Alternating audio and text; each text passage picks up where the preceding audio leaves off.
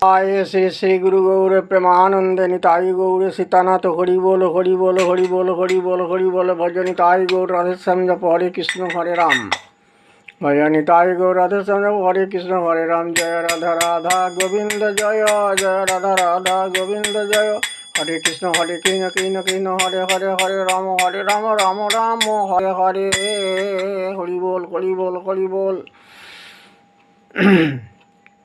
প্রতিদিনের মতো আজও আপনাদের সামনে এসে হাজির হয়ে আমি করিব কিছু গীতার অপূর্ব পঠন পাঠন।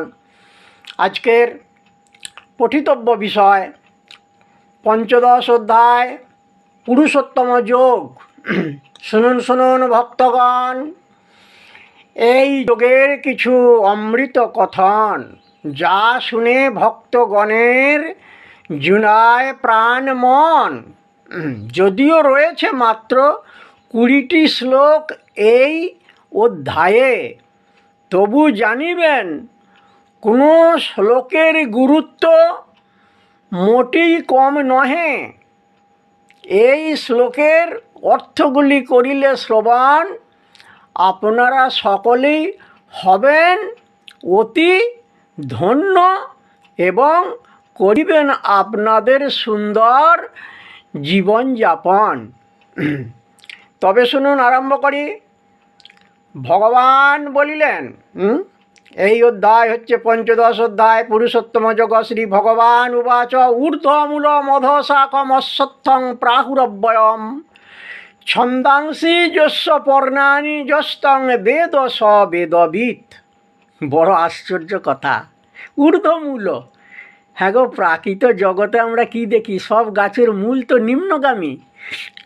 গাছের মূল তো নিম্নগামী, নিচের দিকে মূলগুলো হয়ে যে মাটিটাকে ধরে আঁকড়ে রয়েছে, তবে তো গাছটা টিকে আছে, তাহলে গাছটা তো পড়ে যাবে।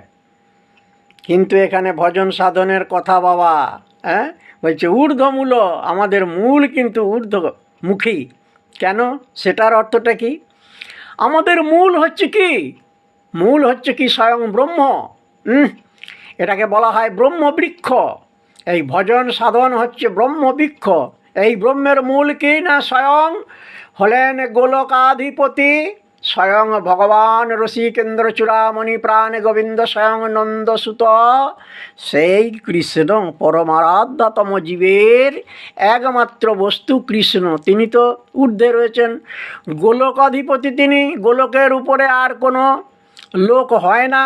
সেই জন্যে ওখানে ভগবান বললেন যে জানো জানো